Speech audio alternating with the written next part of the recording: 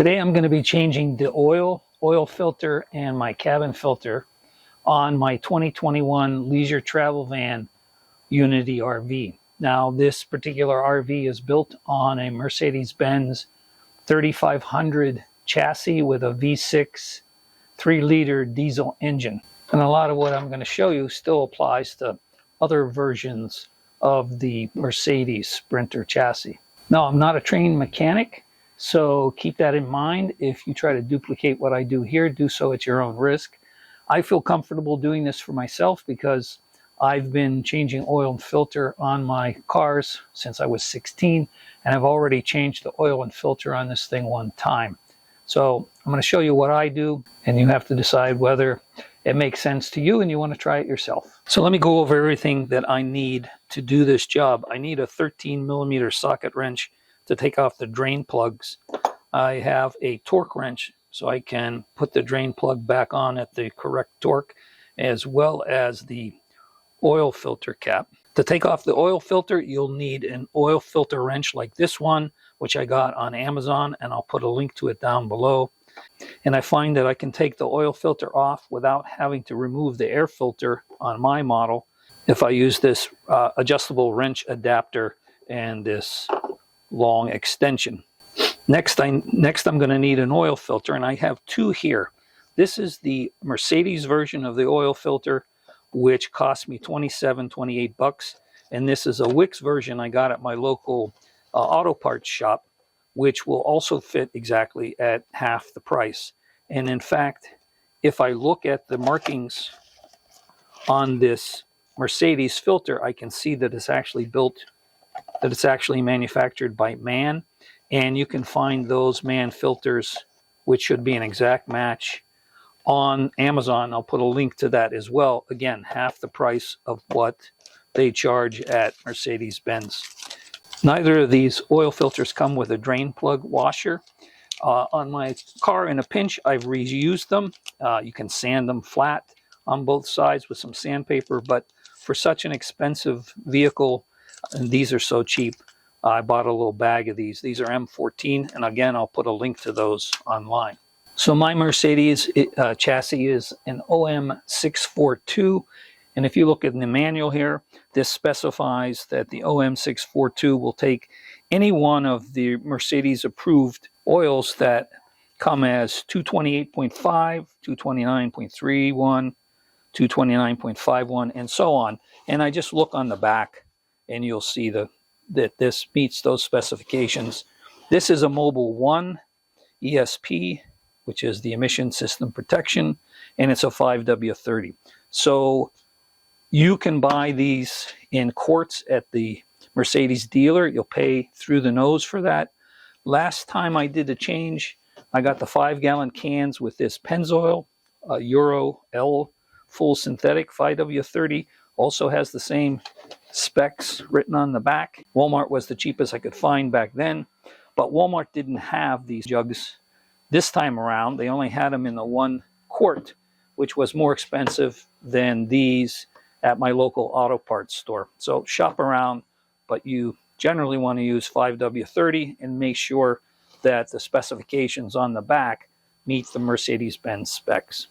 Now this engine takes 13.2 quarts, so I have this 16-quart drain container so I can catch all of that and not have any spills. And finally, I'm going to change the cabin filter, which is quite simple. I got this on Amazon, and I'll put a link to this as well. So the first thing I'm going to do is take off the oil fill cap to let air in the system.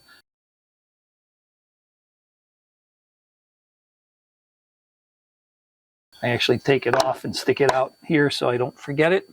So the next thing I'm going to do, with the help of this adjustable angle socket and my wrench, is loosen the oil filter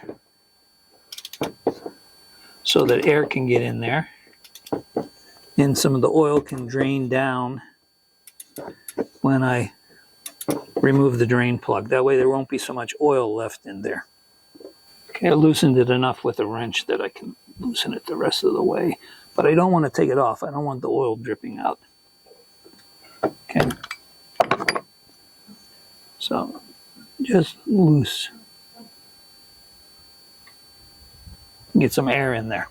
Now the nice thing about changing the oil on this vehicle is there's enough height and clearance underneath that I don't need to jack it up. Although I do see online that some people jack up the passenger side a little bit to get the rest of the oil to drain out, but I don't feel the need to do that.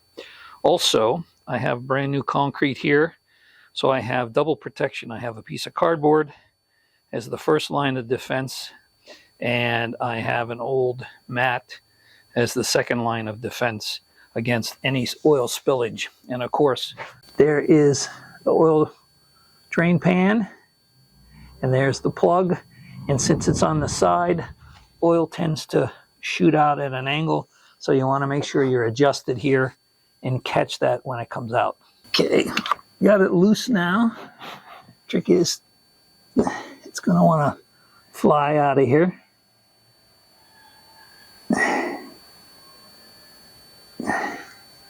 Make sure that everything is open, including the air vent on your drain pan. And I have a rag handy to wipe my hand because I always get a little bit of oil when this plug comes out. There it goes. All right, no miss. Just a little oil on my hand, but that's why I got the rag. I'll let that drain. Then I put on a new washer there. So with a new washer on the drain plug, I can put the drain plug in finger tight. Next, I'm going to use a torque wrench to torque it down. And the last time I did this, I saw someone on the internet doing the same thing, and they spec'd at 18.5 foot-pounds, which is what I used before. I haven't had any trouble with that, so that's what I'm using now. Okay, I forgot to mention we need a hook to remove one of these O-rings. There's two O-rings on there. I'll show you in a minute. I am going to use my gloves for this phase of it. And I'm going to replace that one with the one from Wix. So it comes with the filter, and it comes with both O-rings. I'll save the Mercedes twice as expensive one for future use. All right, so let's just take this out of there. There we go. I like to wrap it up, put it in the trash. And there are two O-rings. So there's an O-ring here, the larger one, and the most important thing to note about that is there's a groove that is not at the very bottom flange. You don't want it to be on this, rest on this bottom flange. There's a groove for it here, which is basically one of the last grooves of these threads. And so this one can come off. Usually it'll come off easily. And if you look carefully, it's a pretty wide groove down here. So again, in this wide groove, not down against this surface because then it'll leak. And then there's this little O-ring up here, which usually needs a little help to get it off.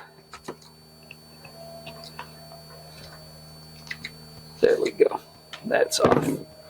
And then it doesn't hurt to wipe this a little bit.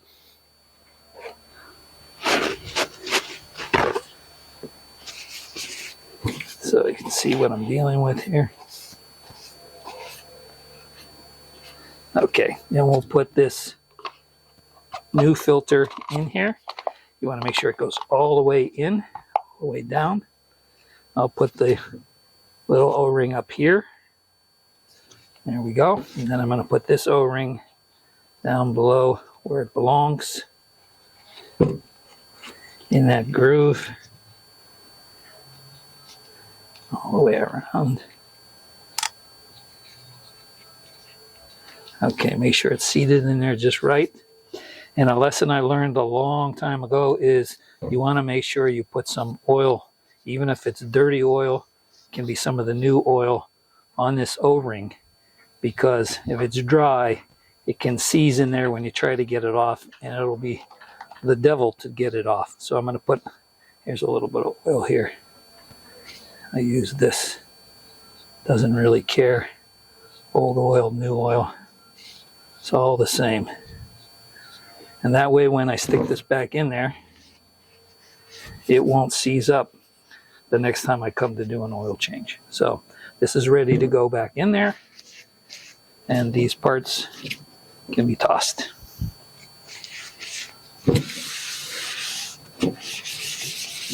Okay, before I put the filter back in there, just kind of wipe the lip of this thing a little bit. Everything looks nice and clean. Get this filter down in there. I've double checked that that O-ring is where it's supposed to be. It's in the right spot. And then I'm gonna hand tighten this.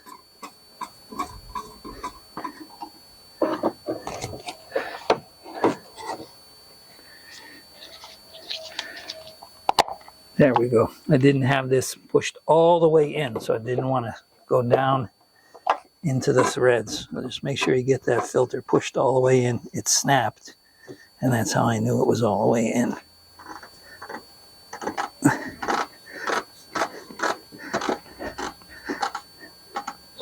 Okay. Now I'm going to need the wrench to get this on there.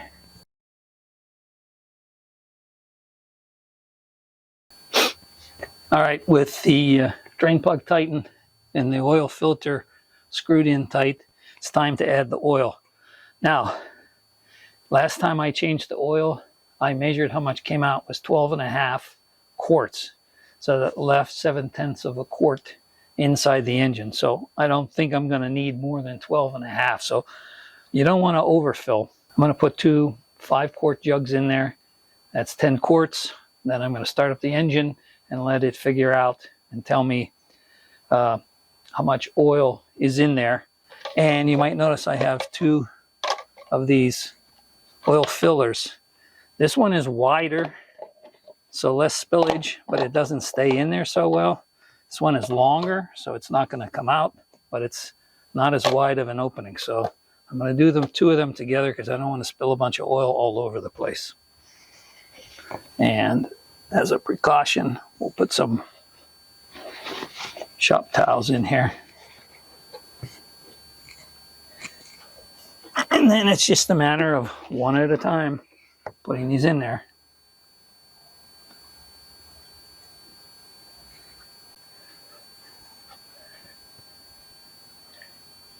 So I actually measured how much oil I took out, and I measured exactly 12 quarts. Now a little bit of that spillage plus what sticks to the sidewalls of that drain container, probably a quarter of a quart. So maybe 12.25 quarts compared to 12.5 last time.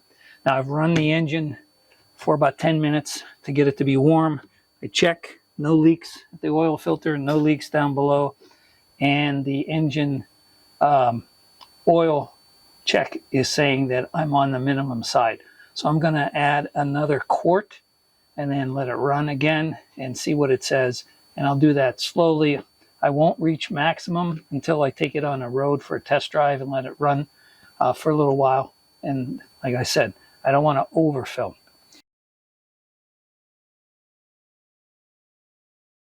Now the cabin filter is located on the passenger side floorboard, and it's right up in that region there. So we need to take the carpet out or flip it back. So we're going to need to make a little more room. So you rotate these plastic screws by 90 degrees, which I already have done, and that enables you to lift this piece out. Gives you a little more clearance to work with. This is pretty easy to take out. And there are 4 clips that you need to disengage. One here, one behind it on the same side, one up here, and one behind on the same. So one here and back here, one here and back here. And you just click those and you'll pull this plastic piece with this hose down and it'll expose the filter, which is right there.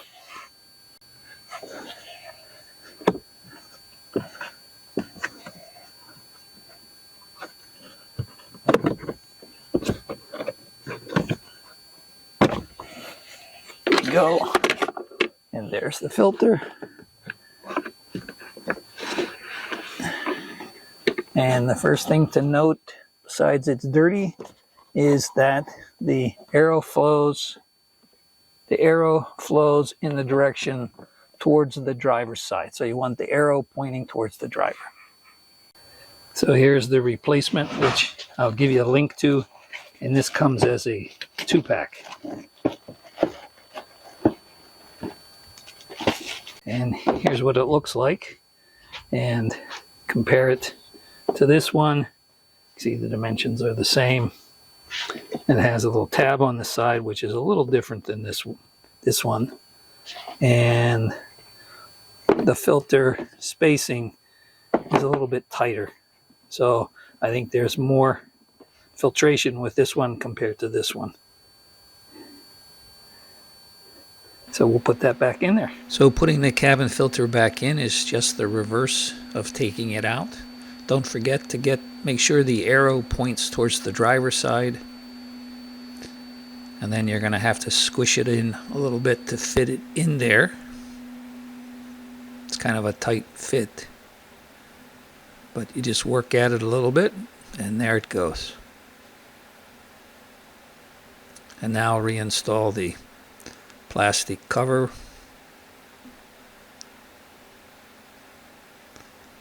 And you want to make sure all 4 of those clips are secure. You want to hear them snap in place.